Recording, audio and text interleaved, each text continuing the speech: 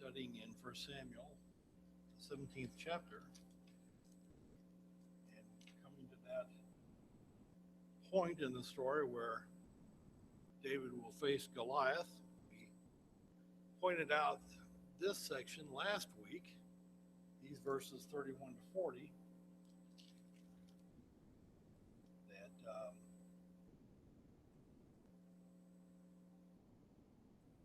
David goes to meet Saul, that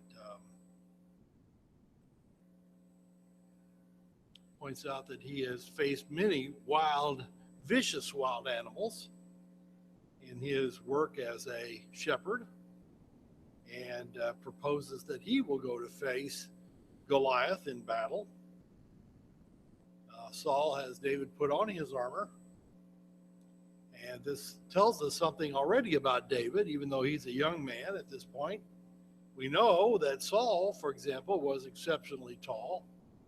And this suggests that David was also a relatively tall man, in that he was able to put on Saul's armor. But he doesn't know how to work it. He doesn't know how to walk with it. There's apparently a technique, a skill with being able to wear this armor, and David is unfamiliar with it. And so he says, no, I'm not going to try and make this work this way. Instead, David goes down to the brook, as it says here in verse 40. He took his stick in his hand, his staff, and his normal shepherd's gear. The staff in his hand and his sling. He goes down to the brook. Remember, this is in a valley. This is the valley of Elah, so this brook would have run down probably the bottom of the valley. And David picks out 5 smooth stones. Why 5? Does that mean is he lacking faith in God? No. He's simply making arrangement. He's simply making preparation for any contingency as he sees it. And it also tells us that, God didn't tell him the outcome. God didn't assure him of the outcome, that this is going to be a fight that he's going to go into, and he doesn't know what's going to happen. And so he's getting prepared. We also pointed out that the use of the sling is a common weapon with these folks. We read about this over in Judges 20 and verse 16. There was a group there, a set of men there from Benjamin, left-handed men, who the scripture says could sling a stone at a hair and not miss. And so this was apparently both a common weapon, a common technique among these people, and they had become, by and large, a great many of them had become fairly skilled with it. And David was, he was of the tribe of Judah, of course, but by living in Bethlehem, this was in the area where there would have been a fair number of Benjamites in this area as well. And it's quite probable that he has learned how to sling from some of these fellows that have developed a skill at it. So now he goes out to face Goliath in verse 41. It says, then the Philistine came on and approached David with his shield bearer in front of him. When the Philistine looked and saw David, he disdained him, for he was but a youth and ruddy, with a handsome appearance. And the Philistine said to David, am I a dog that you come out to me with sticks? And the Philistine cursed David by his gods. The Philistine also said to David, come to me, and I will give your flesh to the birds of the sky and to the beasts of the field. Then David said to the Philistine, you come to me with a sword and a spear and a javelin, but I come to you in the name of the Lord God, the Lord of hosts, the God of the armies of Israel, whom you have taunted. This day the Lord will deliver you up into my hands, and I will strike you down and remove your head from you, and I will give the dead bodies of the army of the Philistines this day to the birds of the sky and the wild beasts of the earth, and all the earth may know there is a God in Israel. And that all the assembly may know that the Lord does not deliver by sword or by spear, for the battle is the Lord's, and he will give you into our hands. Then it happened when the Philistine rose and came and drew near to meet David, that David ran quickly toward the battle line to meet the Philistine. And David put a hand in his bag and took from it a stone and slung it and struck the Philistine on the forehead, and the stone sank into his forehead so that he fell to his face, on his face to the ground. Here we see Goliath. Of course, he taunts David. Goliath is, as we pointed out before, is an enormous man, standing some approximately 9 feet plus tall, anywhere from 9 feet to 9 feet 9, according to some of the commentators, suggest that he would have been this size of a man, an extraordinarily tall man. He would have probably been very battle tested. He's probably seen a number of fights, and some have suggested that he's got scarring and so forth to show that he's been in battles. And he looks at David, and he sees in David, here's this essentially a teenager and a teenage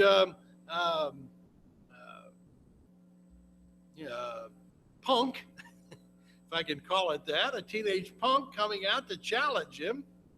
And he's going, what is this supposed to be? What is this supposed to mean? And we see the disdain that he has for him. It's an insult, and we see that Goliath takes it as an insult, because the text here suggests that here's Goliath. He moves up to see who's coming out to challenge him. And when he sees who comes out and challenge him, he apparently maybe sits down, sort of like, you kidding? Because if we see here in verse 48 that Goliath has to get back up again. As David approaches, Goliath has to get back up. So apparently we understand that Goliath, said, I don't know what's going on here. I'll just sit down and watch this. And you can see what little regard he has for David, and that he just sort of sits down and waits to see what David's going to do. Obviously does not see him as any kind of viable threat. We recall the words of Apostle Paul to Timothy, where he talks about, where he writes to the evangelist Timothy and tells him, let no one despise your youth, but be an example of the believers. And here we have David being that example as he goes forward. We see in David's response, especially in verses 45 to 47, we see that strong trust that David has in Jehovah. It is very telling to see the trust that David has. David believes that he's going to be victorious, not because of David's skill, not because of David's ability, but he's going to be victorious because you are challenging God. You're not merely challenging me. You're not merely challenging Saul. You're challenging the armies of God. And you're not going to be victorious because of that. And that takes a very powerful faith on David's part, especially as he looks at this man 9 feet tall. Even if David is standing maybe a good 6 feet tall, you got to imagine that's got to be fairly intimidating. And yet David says, no, you're challenging the armies of God, and because you're going to challenge the armies of God, he's going to deliver you into my hand. And he's going to demonstrate to you that he doesn't require a sword or a spear or a javelin to save his people. He can do it with anything and with anybody. And that was the message that David had for Saul, for Goliath. And you see, and of course, we know what happened. Yes.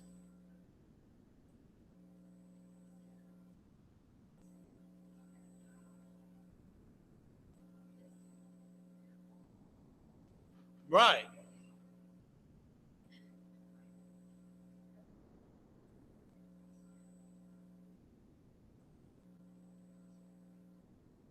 That's right.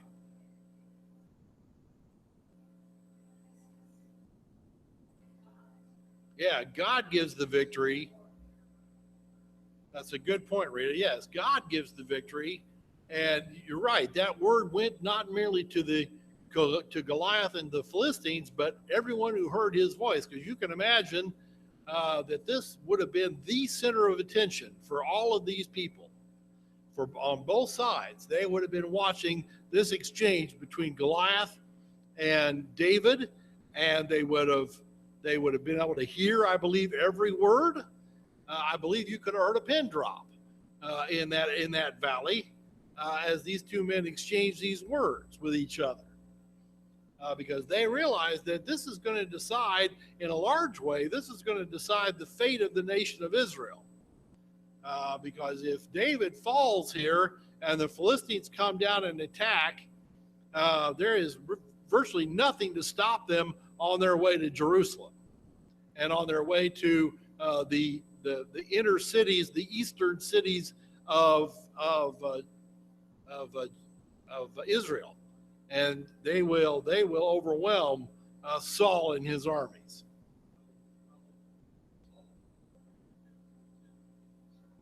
He definitely was.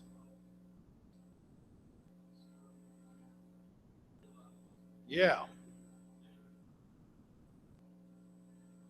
that could be. He realizes there's something extraordinary here. We'll find out. He recognizes something extraordinary is going on here.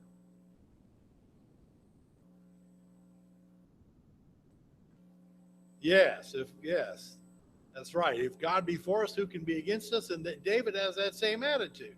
If God's on our side, I'll show you that God's on our side. And I'll show you that he doesn't need a sword. He doesn't need a spear. He can do it with anything. Yeah.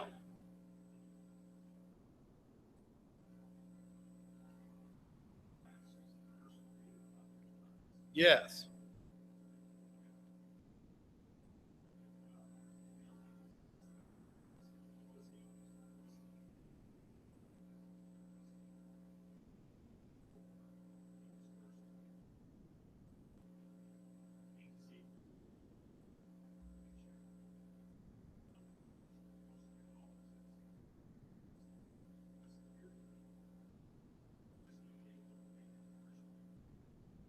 Hmm.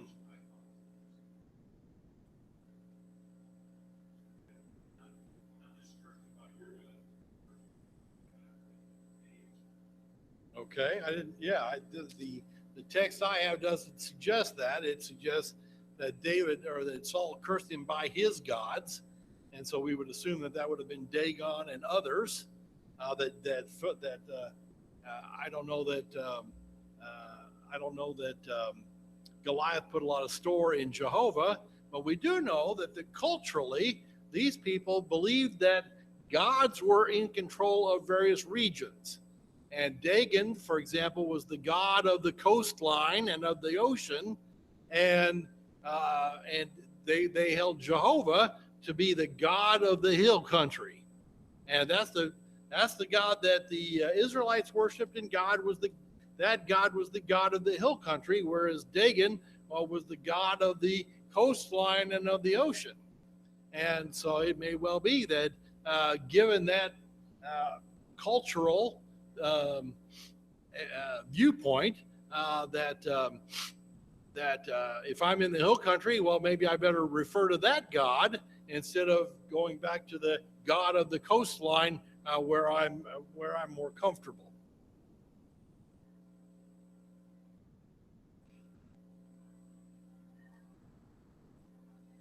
That's right. That's right. Yeah, that was interesting. That was an interesting point too. That David's brother, Eliab, did not want him. Basically was chastising him for even asking about it, for even asking the question, and was berating him for, you're basically saying you're just down here to show off. You're just down here to be a busybody, and what do you think you're going to do? That was almost the attitude that Eliab seems to display against David. And David simply says, I'm just asking a question, and proceeds to continue to ask questions, confirming that the reward that Saul has offered is in fact that David's heard correctly, what the reward is supposed to be. Again, David, we see that Goliath rises up to attack David. Again, this suggests that Goliath has so little regard for David that he's actually, sat down for a while to watch David approach. And we should also note that David, even when being challenged by this guy, doesn't draw back, doesn't hesitate. As it says here in the text, he ran forward to meet Goliath. He runs forward. If you're faced with a 9-foot tall adversary, I might be a little hesitant to run up to this guy. I might want to kind of size him up a little bit. I might want to kind of probe around and see if he's got any weakness or anything. David didn't bother to do that. David simply ran up to him as if he were just another predator that he's faced before, and is prepared to fight him face to face. One commentator, a fellow by the name of Charles Swindoll, notes, he says, David lived by a very simple principle: nothing to gain, nothing to lose. He didn't try to impress anybody in the army of Israel. He didn't try to impress his brothers. He didn't even try to impress God. He just ran to meet Goliath. He was unconcerned about the outcome. He felt apparently he felt that, well, I'll either live or die by the will of God. And if it's God's will that I live, then okay. And if it, again, remember, he knows, of course, he's been anointed as God's king, and as God's anointed. And so perhaps that's given him some confidence that, okay, if God is for me, then as I think Ruth suggested, if God is for me, who could be against me? All right, I'll go fight this guy. David, of course, we know he had selected these 5 stones from the brook, but as it turns out, he only needed 1. So he had made fairly thorough preparation, but all he needed was 1 stone, and that stone hits Goliath in the forehead, and he falls down face first. Now, some of the, again, Bible skeptics, Bible critics try to argue, Goliath wouldn't have fallen face first. If he was hit in the head with a stone, he would have fallen backwards. Well, they ignore the fact that Goliath is running or moving toward the battle, toward this fight with David, with his armor, with his spear, and all of that weight gives him forward momentum. And so if he gets hit in the head, and he falls down face first, probably folded up like a card house, we would say. And so down he goes. So it says here in verse 41, as he struck the Philistine on the forehead, the stone sank into his forehead, and he fell to his face to the ground. It either killed him outright or knocked him unconscious, where the various critics will argue back and forth as to whether he was dead at that point or not. I think it killed him. I think it killed him outright. But others suggest, he just knocked him unconscious. Okay. David makes sure that he's going to not be getting up again, though, as we see in the next section. Verse 50, thus David prevailed over the Philistine with a sling and a stone, and he struck the Philistine and killed him, but there was no sword in David's hand. Then David ran and stood over the Philistine and took his sword and drew it out of its sheath and killed him and cut off his head with it. Then when the Philistines saw that their champion was dead, they fled. And the men of Israel and Judah rose and shouted and pursued the Philistines as far as the valley and into the gates of Ekron. And the slain Philistines lay along the way to Shaaraim, even to Gath and Ekron. And the sons of Israel returned from chasing the Philistines and plundered their camps. Then David took the Philistine's head and brought it to Jerusalem, but he put his weapons in his tent. Now when Saul saw David going out against the Philistine, he said to Abner, the commander of the army, Abner, whose son is this young man? And Abner said, by your life, O king, I do not know. And the king said, you inquire whose son the youth is. So then David returned from killing the Philistine. Abner took him and brought him before Saul with the Philistine's head in his hand. And David said to him, whose son are you, young man? And David answered, I am the son of your servant Jesse the Bethlehemite. Again, Bible skeptics in verse 50, they try to make this look like a contradiction. Oh, wait, he killed him with a stone? No, he killed him with a sword.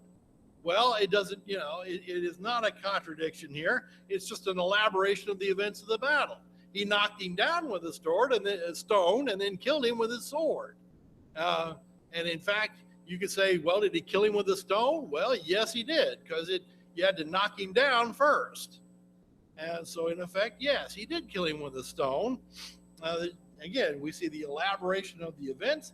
David beheads Goliath with his own sword, just going to prove to both sides. He's going to prove to both sides, yes, Goliath really is dead, because you whack off his head and hold it up for everybody to see. Everybody knows he's dead.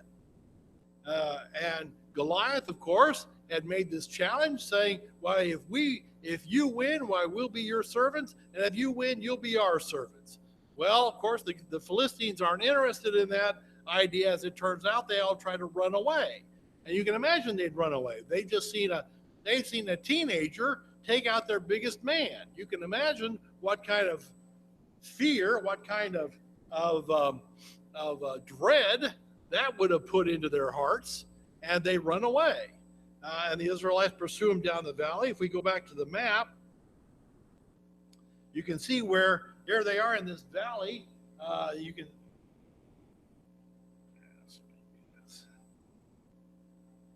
Here's the valley where the battle's actually taking place between Ascah and Succoth, and they pursue them down to Gath, down to Ekron, all the way down this valley. They're pursuing the Israelites are pursuing the Philistines, and once the battle line is broken, usually the first side of an army whose line breaks, they lose. That was the way battles went in this day. The main tactic was to try and break the enemy battle line, and if you could break the enemy battle line, you won the fight, because everyone would scatter, and it was easier to kill these guys in ones and twos than when they were all grouped together in a battle line. That's right. That's right.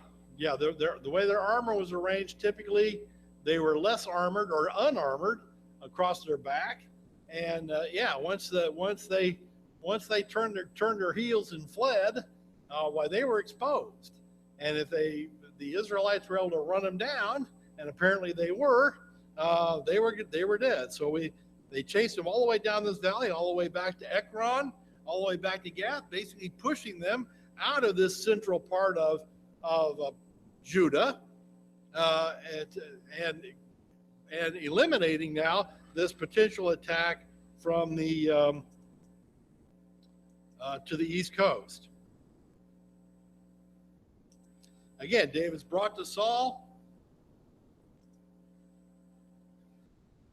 And we talked about this too a little bit. Why does Saul and Abner not recognize David? We talked about the events of chapter 16 versus chapter 17. And upon reflection, I really do think, after I read this and kind of reflect on it a little bit, that the events of chapter 16 are sort of a introductory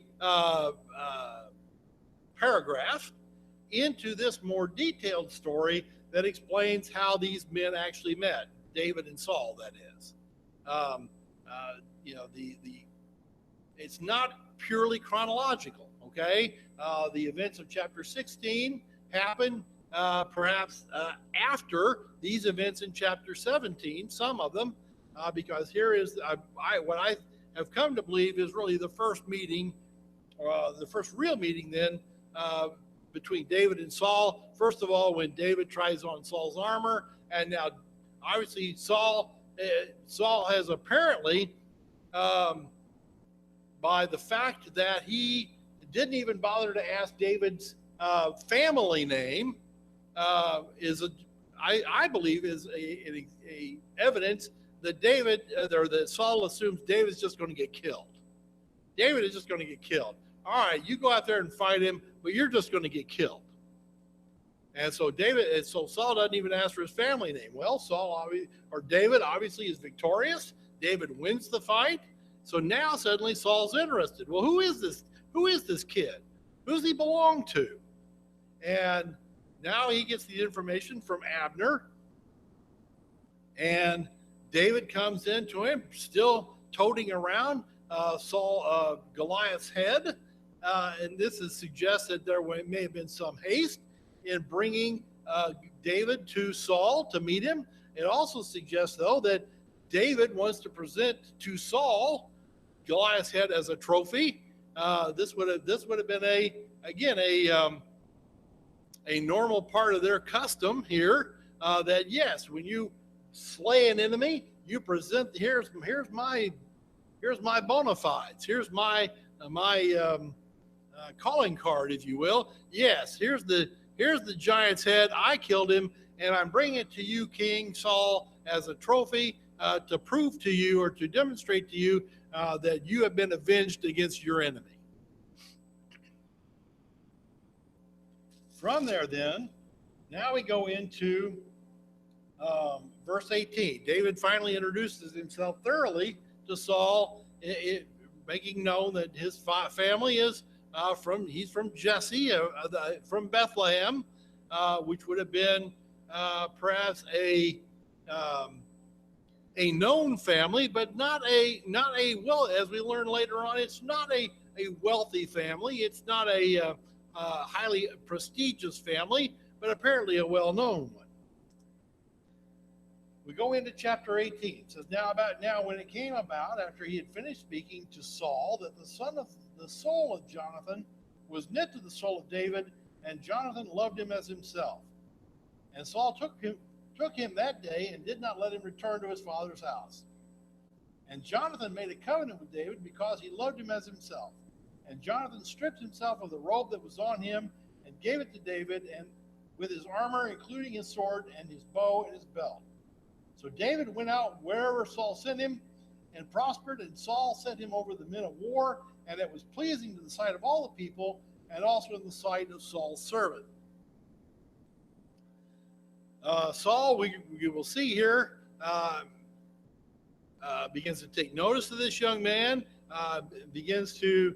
we will see that he becomes very jealous of David, and yet it seems like the harder that Saul tries to get rid of David, the more David is able to integrate himself into Saul's family. He becomes best friends here with Jonathan, and ultimately he's going to marry Saul's daughter, even though the intent here is that Saul is ultimately trying to get rid of David. Jonathan's actions here are very profound. They are very symbolic, and they are very noteworthy because here is Jonathan. Jonathan is the heir apparent. He is the crown prince. He is next in line for the throne. And yet he takes off his robe and his weapons and he gives them to David. In this way, he acknowledges David as being worthy of taking on the role of ruler of the nation. This wasn't merely, here, I'm going to give you some clothes and I'm going to give you some weapons. No, this was a very symbolic act on the part of Jonathan, where Jonathan here is admitting his willingness to serve David, if you will. This was an extremely humble act on the part of Jonathan, an extremely gracious act on the part of Jonathan. Tells us a lot about the man. That here's a man who can see that here's David, a godly man. Here's David, obviously having great success in battle, and basically tells him, you're more worthy to lead Israel than I am. And that takes a fairly high degree of humility. That was a very high degree of humility has a very high degree of willingness to accept the will of God, because certainly his father wasn't thinking that way, and yet Jonathan is willing to put it all aside on behalf of his friend. Verse 5, we see here David went out where Saul sent him. This is summarizing probably a fairly large block of time. David is is put in charge of military command. He goes out wherever Saul sends him and has success wherever he goes. He's rapidly promoted to be the head of maybe not the head. That may be a bit of an overstatement, but certainly a leader of the military with Israel, and in charge of that army, that at least a portion of the army. And clearly, he has great success as he fights the battles for Saul.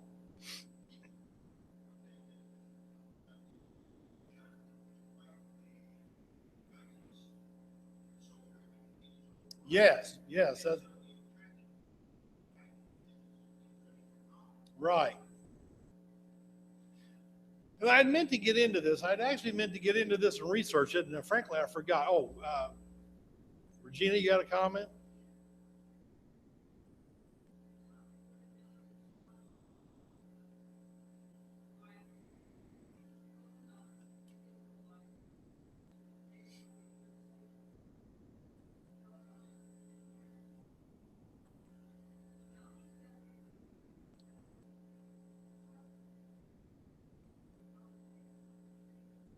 Yes.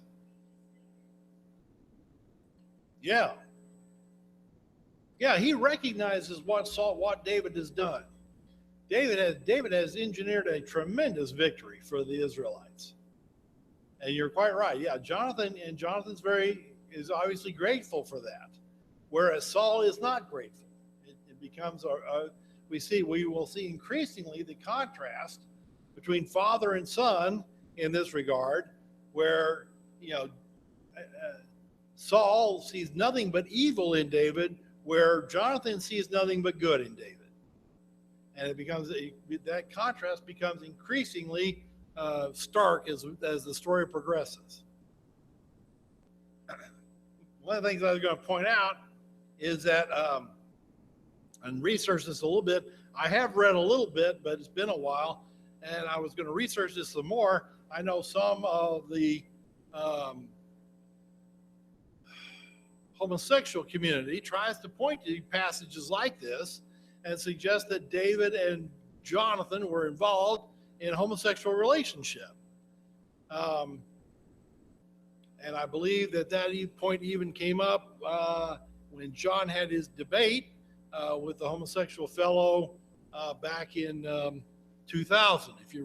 Those of you who remember that debate, or if you've seen it on the videos, you remember that debate. The point is, no, that was a complete falsehood. David and Jonathan, first of all, were fully aware of the scripture in the Old Testament that condemned homosexuality and indeed prescribed the death penalty for homosexuality. And on top of that, both David and Jonathan ended up being married to women. And so the idea that these two men are engaged in some sort of homosexual relationship is simply an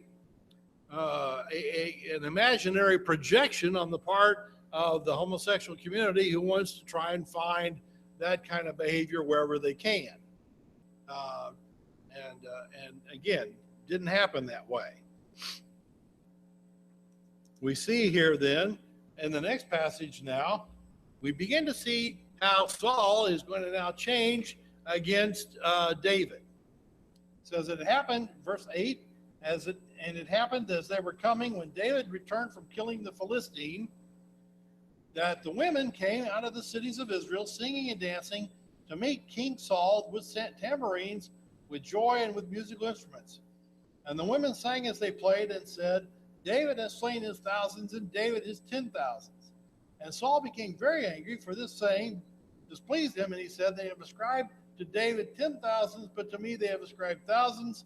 Now what more can he have but the kingdom? And Saul looked at David with suspicion from that day on. An alternate reading of verse 6 is when he comes back from killing the Philistines, rather than just the Philistine. This is not simply a reference to David's killing of Goliath, but rather includes his ongoing victory against the Philistines. Apparently, David, as commander of an army unit, is enjoying tremendous victory in killing these Philistines. It is likely that the event recorded here, as David returns back with the army, perhaps even with Saul in the procession, and it comes back at the end of a lengthy campaign against the Philistines, and these women are singing. Now, the song here is not intended to be an insult to Saul. It was a typical Jewish parallelism. This was a lot of their poetry, a lot of their literature, and even, yes, their songs were developed. They would have these parallel ideas, and the idea was that, oh, look, David is so much better than Saul because he's killed more. No, the idea is to show that Saul has been successful and David is successful because the armies of Israel are increasingly successful, and it was just a rejoicing of the increasing success of Israel, and never intended to be, we should never understand this to be a slur or some kind of insult against Saul. But Saul reads it as such.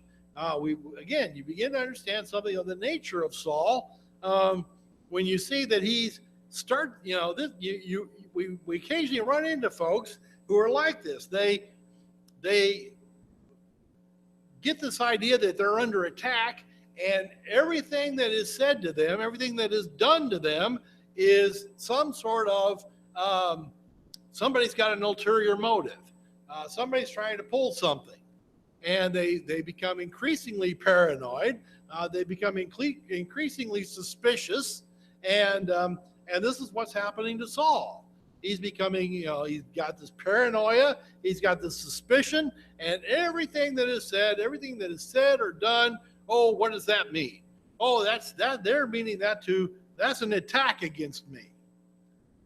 And no, it was never intended as an attack or as a slam against Saul. He just chose to interpret it that way.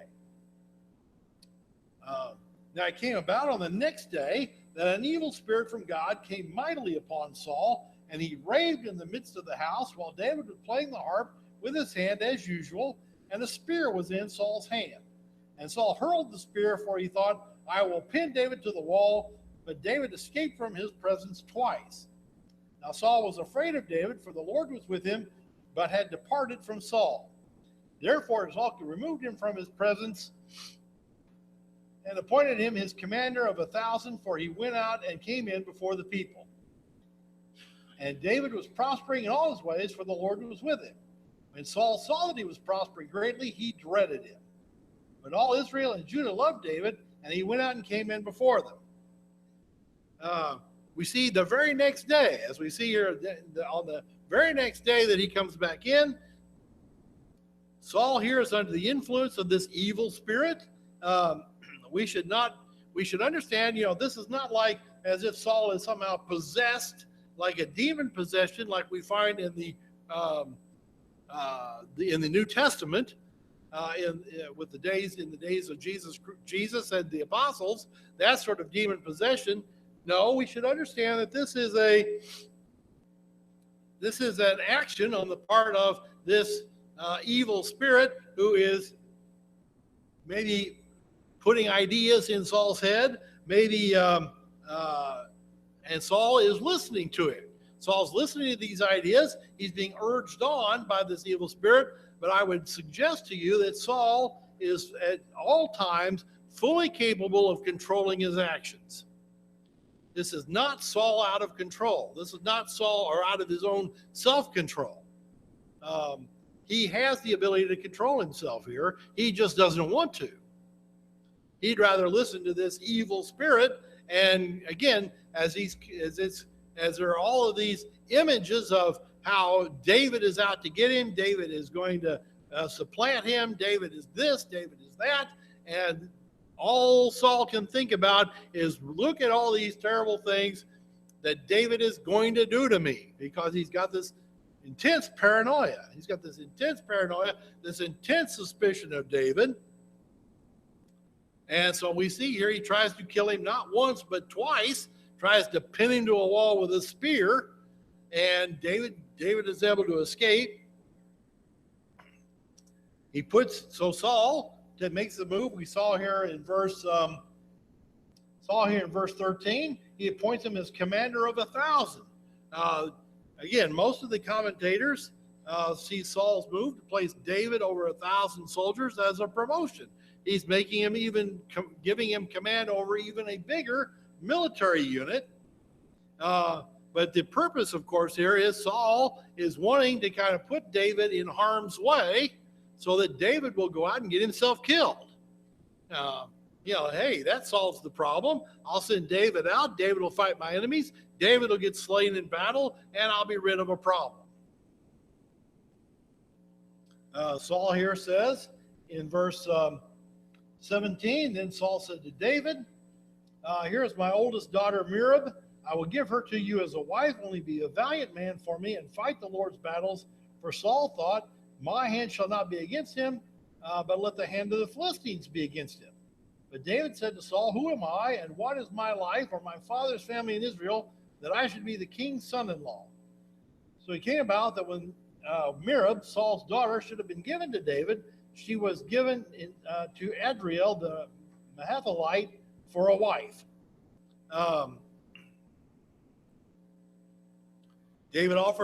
offers David his daughter if he'll continue fighting. Again, we see Saul's purpose. I want him to get killed by the hand of the Philistines. Commentators have pointed out, wait a minute, you had promised the man who had killed the Goliath was going to get your daughter's hand in marriage. What happened to that deal? Well, apparently Saul reneged on it. Saul said, well, no, I'm not going to do it that way. Or some have suggested that maybe he saw David's statement as we see David's humility here, basically saying, I'm not worthy. I'm just a servant of Saul. I'm just a military. I'm just in the army, but I don't have a prestigious family. I don't have a large dowry that I can pay. And so I'm really not worthy to be the king's son-in-law. And David Saul may have heard that and basically said, well, okay, fine, I'll give her to somebody else. But in a way, it's kind of a shortcoming of Saul, because really Saul needed to, keep his word. He had promised to give his daughter to the man who killed Goliath, and he hasn't done so. Saul, though, sees another opportunity to kill David. He says, now Michal, Saul's daughter, loved David. When they told Saul, the thing was agreeable to him. And Saul thought, I will give her to him, that she may become a snare to him, and that the hand of the Philistines may be against him. Therefore Saul said to David, for a second time you may be my son-in-law today. Then Saul commanded his servants, speak to David secretly, saying, behold, the king delights in you, and all the servants love you. Now therefore become the king's son-in-law. So Saul's servant spoke these words to David, but David said, is it trivial in your sight that I become the king's son-in-law, since I am a poor man and lightly esteemed? And the servants of Saul reported to him according to all these words which David spoke. Then Saul said to them, Saul then said, thus you shall say to David, the king does not desire any dowry except 100 foreskins of the Philistines to take vengeance on the king's enemies. Now Saul planned to make David fall by the hand of the Philistines. When the servants told David these words, it pleased David to become the king's son-in-law, before the days had expired, David rose up and went, he and his men, and struck down 200 men among the Philistines. Then David brought their foreskins that he may give them in full number to the king, that they might be the king's son-in-law. So David gave Michal his daughter for a wife. When Saul saw and knew that the Lord was with David, and that Michal, Saul's David's daughter, loved him, then Saul was even more afraid of David. Thus Saul was David's enemy continually. Again, point out here, and we make the point a couple places here. If